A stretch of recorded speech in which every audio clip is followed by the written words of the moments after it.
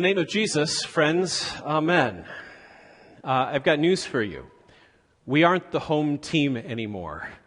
Did you know that? I'm talking about being church in a culture that has shifted and changed all around us. A culture where people don't exactly think that this is the place to be on a Sunday morning, who don't necessarily think that this is a place where they should go to get advice on how to live, and who might even be outright hostile toward us as followers of Jesus. We kind of feel out of place these days. I'm sure you experience it like I do in this greater Ann Arbor area. We're not the home team anymore, and it's easy to feel displaced, out of place, not at home in our local communities, the places where, as we've said a couple times already today, we live, work, and play.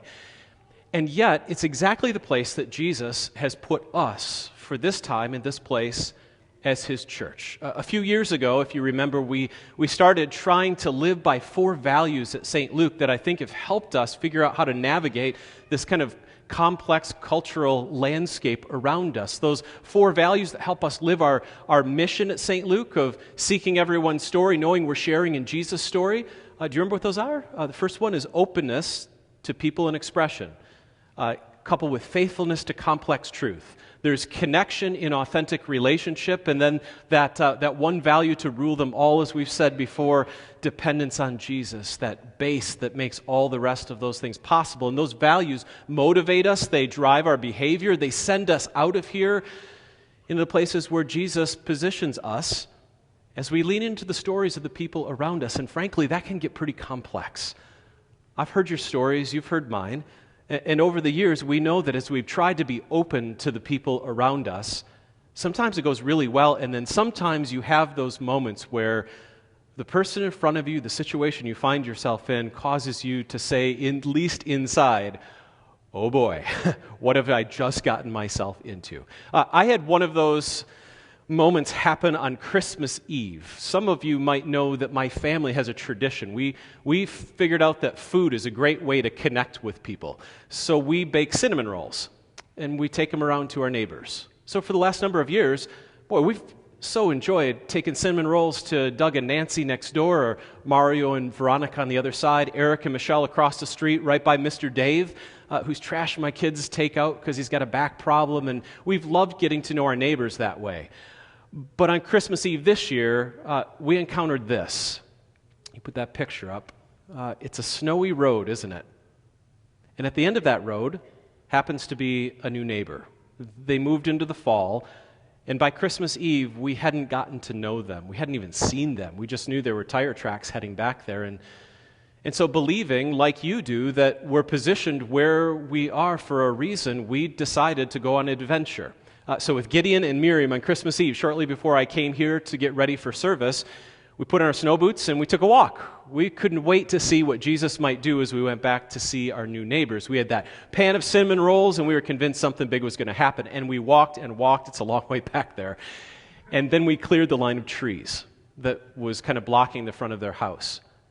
And when we looked at the front walk, we saw a sign, and the sign was right next to their front porch. And it was one of those yard signs with the metal, the thin metal rods that go down in the ground. And on that sign, I read some words that made my heart go, oh boy, what are we getting ourselves into? Because that sign had a whole bunch of words that said everything that they wanted to make sure the person who came to their door knew that they stood for. And conversely, I think you could read into that all the things that they were against. And I got to tell you, there were things on that sign that I'm not for, because Jesus isn't for them. And immediately, my heart started beating. I'm looking at my kids thinking, what happens when we knock on this door? What's the conversation going to be? Is it going to get uncomfortable? Am I going to have to take a stand for my faith, like right away when I'm giving you, here's some cinnamon rolls, now let's talk about truth? What's going to happen if they find out that I'm a follower of Jesus after what's on that sign? I'm not sure how that conversation's going to go. Do I ring the doorbell? Do we turn around and come back? And all of a sudden, that practice of openness met faithfulness to complex truth head on. And I'm standing with my kids ready to ring a doorbell, wondering exactly what I'm about to walk into. Oh boy, we're not the home team anymore. And I struggle with those kind of feelings, but I'm not alone. I know you do too. Like when you're sitting in the stands with the other parents that are there for the swim meet, and you've started to get to know that one parent who is talking about the Christian that's so silly and conservative and stodgy in their neighborhood, and you don't know what to do. I mean, do you speak up and defend that person that you don't know? Do you lean in and ask some questions? Do you not say anything? Because what would they say if they knew you were a follower of Jesus? Or what about that coworker you've gotten to know?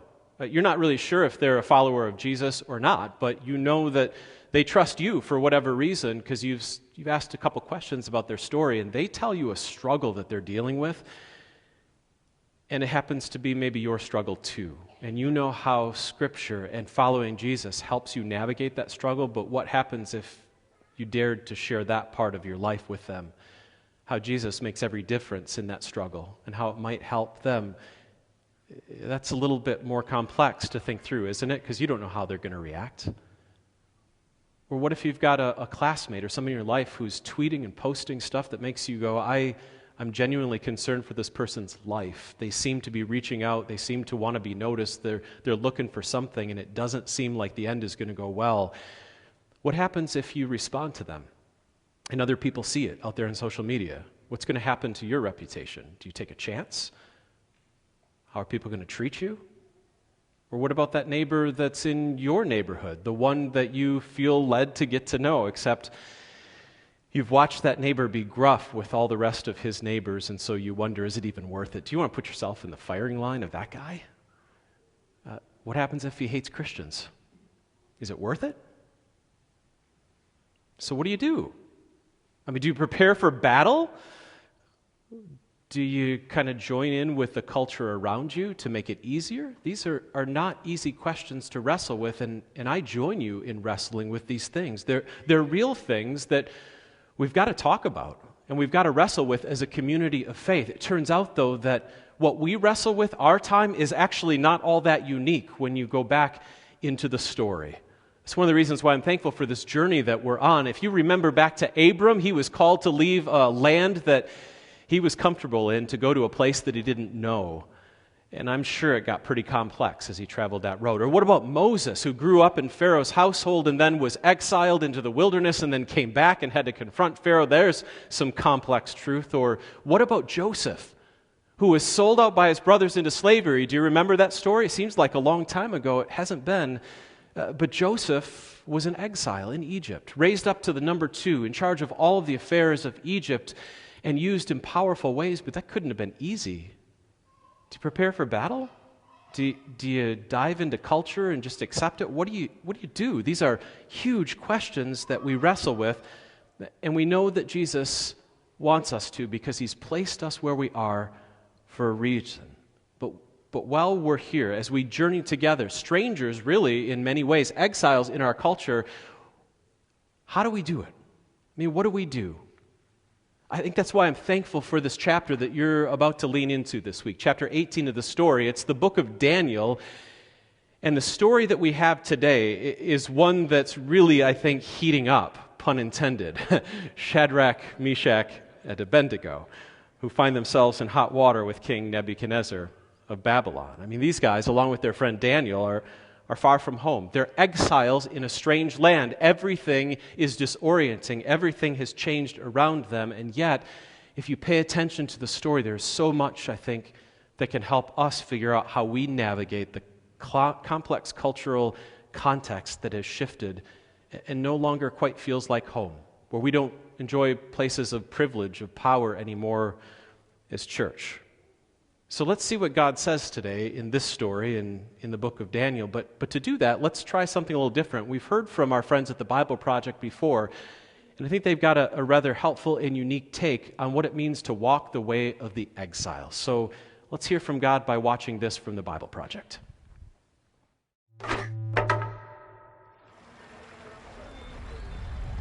In the year 587 BC, the city of Jerusalem was attacked by the Babylonian Empire. And a year later, the city and the temple were plundered and burned. Thousands of Israelites were taken from their homes and relocated all over ancient Babylon. They became exiles. And so now they're a minority, surrounded by a new culture with new gods.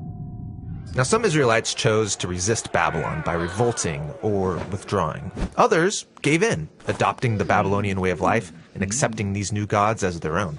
And you might think those are your only two options, but the prophet Jeremiah told them to do something totally different and surprising.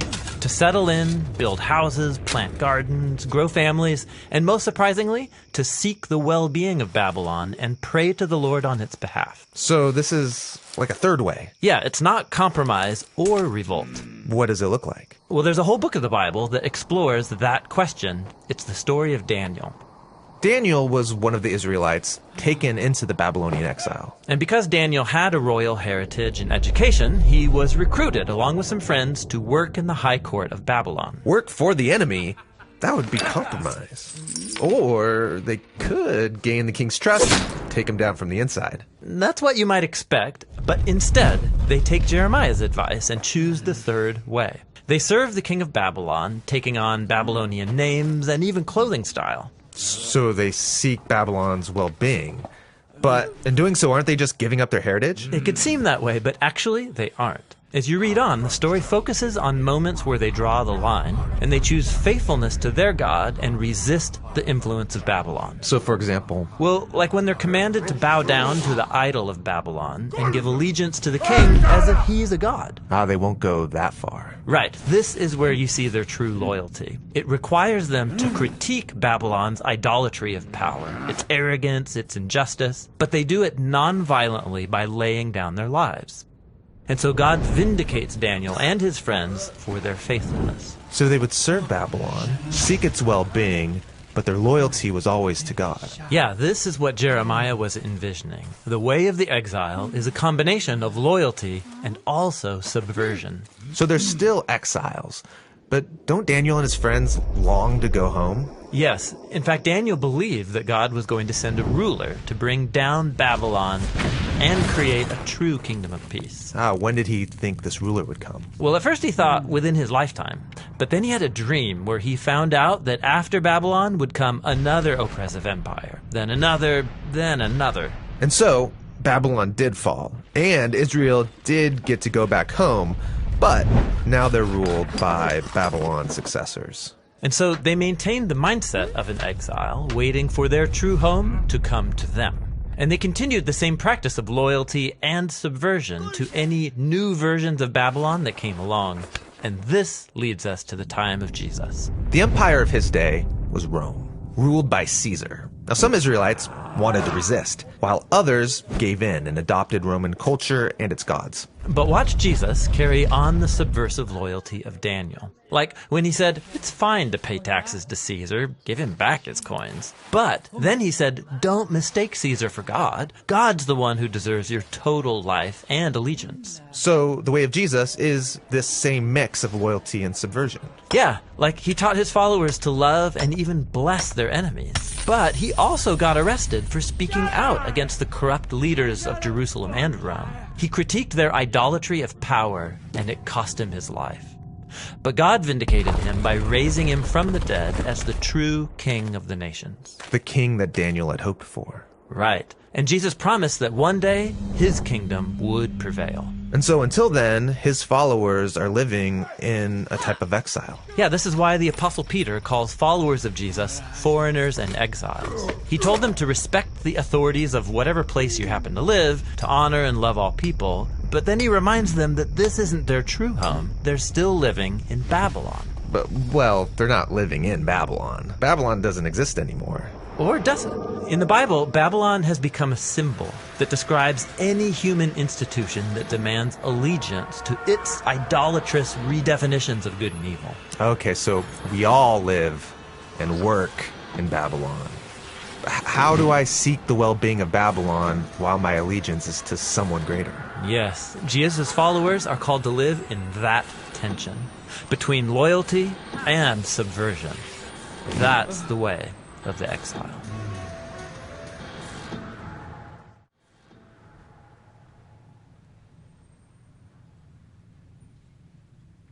Boy, that's so helpful to me as I think about how I walk through the pretty complex cultural context that I find myself in. I hope it's helpful to you. You know, Shadrach, Meshach, Abednego, they were taken into exile.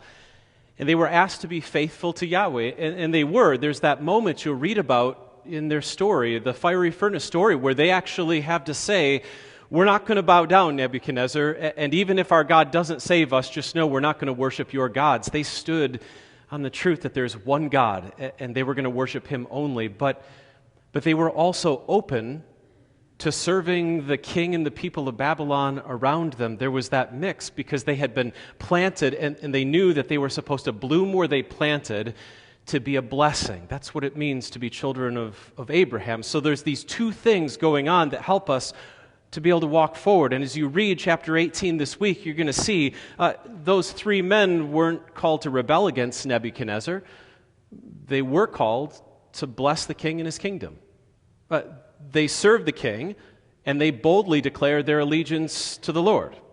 They don't scream and yell or incite a riot, but they do point the king of all people back to Yahweh and to his heart. And as a result, after being miraculously saved from the fiery furnace, the one that was heated up so hot and so fast that it killed the guards who threw them in, bound, after being saved that miraculously, God uses what happens to those servants, get this, to, of all things, change the heart of a king who ends up introducing his people to the one true God. Isn't that incredible? I mean, through faithfulness and openness that Yahweh shaped into Shadrach, Meshach, and Abednego, he shapes it into Daniel as well. He ends up subverting Nebuchadnezzar's reign and rule and authority, and then he changes the king's heart to do a work that those three men could never, ever have dreamed. Even more incredible, the walk of Jesus, the one who comes to become an exile in the world that he created, the one he spoke into existence at the beginning of all things and that had broken and fallen into decay. I mean, Jesus walks in faithfulness to his Father. He's the way, the truth, and the life. There's only one way, and it's through Jesus. And he knew that. It's what he brought into the world that he loved, that he came to save. And along with faithfulness, Jesus also walked headlong into the lives of tax collectors and sinners and religious leaders and Roman soldiers, open to them because his Father loved them dearly, and because his Father loved him, so did he. And for his openness and his faithfulness, Jesus walks out of the frying pan and into the fire of the judgment of Good Friday. That walk leads him to the cross for the world that he loves, leads him to the cross for you, leads him to the cross for me, not just for the world. Jesus, who I think might have been the very angel that Nebuchadnezzar sees in that fiery furnace, the fourth man walking around with Shadrach, Meshach, and Abednego, he's the one who places himself in the Lord's hands in complete dependence so that he might be judged for us and vindicated for our salvation. That's what happens when Jesus is raised to life on Easter Sunday in power and authority so that he might, through his church, subvert all the evil forces and powers of this world as he walks alongside you and me in resurrection power. That makes me remember what Nebuchadnezzar, of all things, the king of Babylon, said. Did you hear it today as Pastor Sproul read it? For no other God can save in this way. Incredible what our God can do, and that's what happened. That's what happened as those Emmaus disciples walked the road that Easter Sunday. As the sun was sinking low and their hearts were discouraged, looking around completely disoriented, out of place. It was a new world they find themselves in without Jesus. Of all things, Jesus comes and saddles himself up next to them on the road, and he walks and he talks with them. It's what Jesus does. He comes to walk with us. He always comes to walk with those who he's called to himself. And as they eat dinner with this stranger, all of a sudden their hearts start to burn within them. They recognize Jesus in the breaking of the bread, and they encounter two powerful truths that lead them on as they go back to tell the disciples, and the disciples tell other, and Jesus changes the world through his church. Number one, they learned that Jesus was always right there with them. Their hearts burned within them. He was always walking that road, and he would always walk it with them wherever they went. That was the first thing. And the second thing, Even though their hearts burned because Jesus was walking with them, they didn't have to walk it with just Jesus. They were walking it together. Because in Jesus, friends, no one journeys alone. And those two things helped the church enter into a new world that was disorienting, that was sometimes hostile to it, to be both faithful and open, so that the Spirit of God could rock the world and change people's lives as they came to know the one true God in Jesus. All that happened. They walked with Jesus, they had each other, and just like Shadrach had Meshach and Abednego, they had each other in Jesus. Nobody journeys alone, and you don't either, it turns out. That same promise is true for you and me. Jesus walks with us, and we walk with each other as we follow him into the places where we live, work, and play. And that empowers and defines our walking as we enter back in today to a world that, frankly, can feel like, well, it's not our home. I mean, we're really exiles, and we find ourselves strangers sometimes in a strange land. And yet, as we're called to be faithful to Jesus in this culture we find ourselves in, we're also called to be open to serving and blessing, and through that, watching Jesus subvert the evil powers and authorities of this world as we, his church, serve the people all around us. And I think as you look back and think about that in your life, you may find that too often in this last week or month or year, you've had moments where you encountered somebody and your first tendency was to lash out, to fight back, to be close to somebody that Jesus was open to, that he loves, that he died for. I want you to know, if you find yourself there today, Jesus welcomes you back. And he shapes your heart. And he forgives your sin, and he redeems and restores you to enter the journey on mission with him again. Yeah, to be faithful, but also to be open to the people around you. And on the other side, if you're looking back on your last week or month or year and you're saying, boy, there's been too many times when I've caved in, I've capitulated to culture, I've embraced things so much that I might not even look like a follower of Jesus. Well, he forgives you for that lack of faithfulness when it's come into your life like it comes into mine.